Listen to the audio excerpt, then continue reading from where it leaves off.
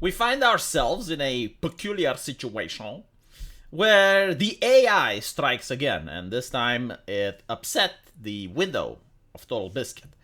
And she is contemplating deleting all of Total Biscuit's videos because she does not want people to create AI voice of John Bain.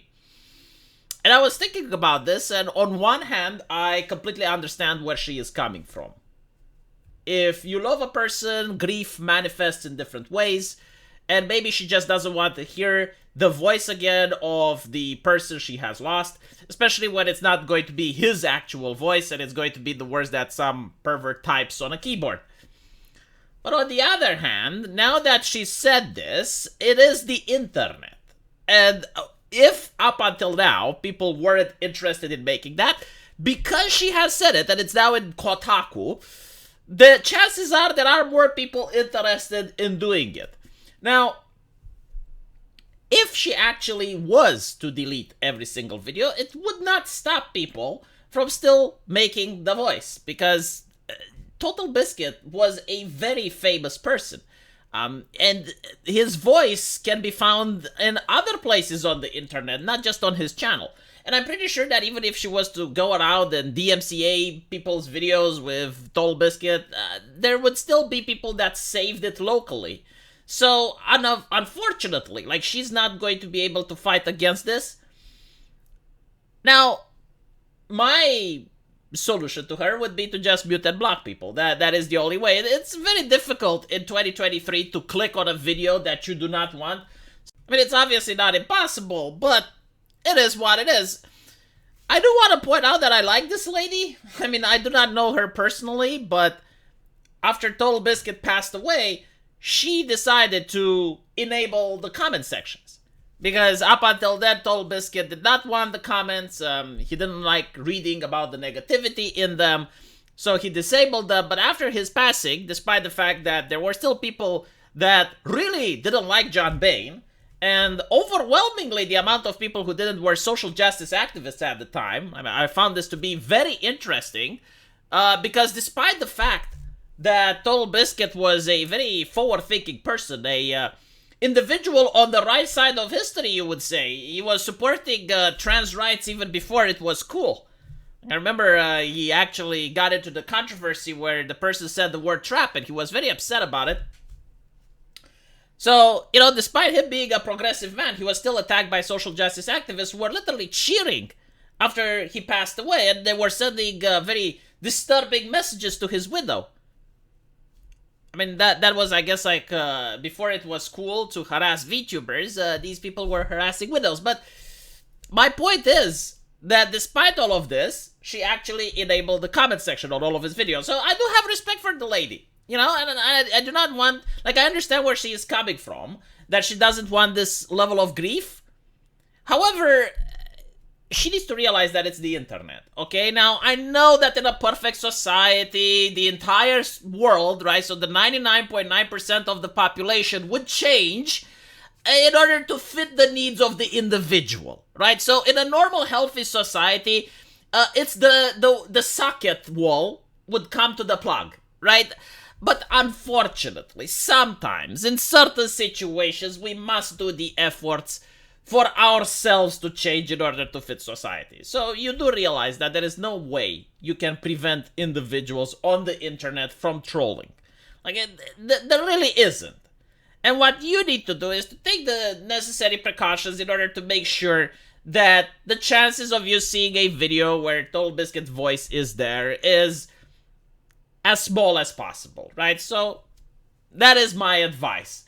Of course, it's interesting because Total Biscuit also has voice packs, and he did a lot of work in order to allow his voice to be integrated into certain games. I don't know how she feels about that, but it is interesting. Now, what's also interesting is how people react to this. So this is her tweet saying that, "Today was fun being faced with making a choice of scrubbing all of my late husband lifetime of content from the internet. Apparently, people think it's okay to use this library to train voice AIs to promote their social commentary and political views. It is the internet. Like, I'm sorry, you know, like, you're not going to educate the internet. Like, no one is going to hold your hands and walk you through the minefield that is the online space. It is what it is. Especially on the internet where people just see text on the screen. Like, they do not actually interface with a human being. They interface with their monitor and their keyboard. So, when you have millions of people involved, sometimes tens of millions, overwhelmingly most of them would respect the wishes of this lady, but like all it takes is one guy. So you're not going to manage. I'm sorry, like you are not going to change society, even if you have a story that's worth saying. So people are saying, this is why we can't have nice things. These AI people are out of control. I do not think that these AI people are out of control. Like, I'm sorry. It's also interesting that in the case of Stan Lee, for example, who also passed away, Disney still uses his account in order to promote their product and sometimes virtue signal. Right? The man is dead, but Disney uses the account. But I understand the internet, right? Like, I just blacked that account. There's nothing I can do about it. Like, I don't like the fact that a for-profit multi-billion-dollar corporation uses the corpse of a person that is not here in order to promote their stuff. But what can you do? So it will remove Total Biscuit from the internet, and the normal people with good intentions will not be able to get inspired by him, listen to his wisdom. I'm actually curious, like, how many people still access his channel, though? Like, genuinely curious, like, if there's people that still go and watch his old videos. Because most of them were usually directed at reviewing video games that no one plays now. But still, I do understand that, yeah, like, some people would be upset if his channel was removed.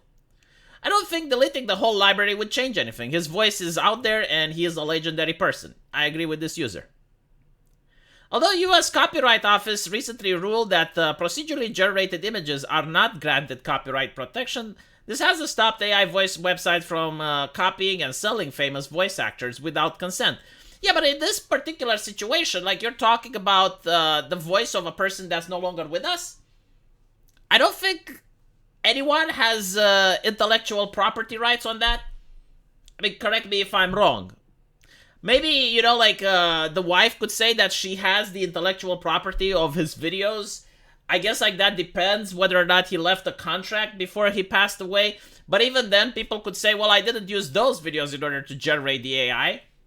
And still, like, you can get someone that sounds very close to Total Biscuit, and they can say, well, I used that person in order to train the AI. Like, you're not going to be able to win against this. It's like a storm. No one wants the hurricane in their town, but if it's coming, it's coming. Like, what can you do?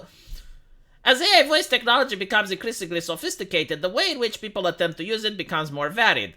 And of course, the things that are funny with the presidents and, like people saying slurs with the AI, yes, horrible, complete detriment to society. We may end up with the great collapse coming because people are having fun on the internet. But yeah, my take is it's not nice what people are doing, but the internet is not a nice place.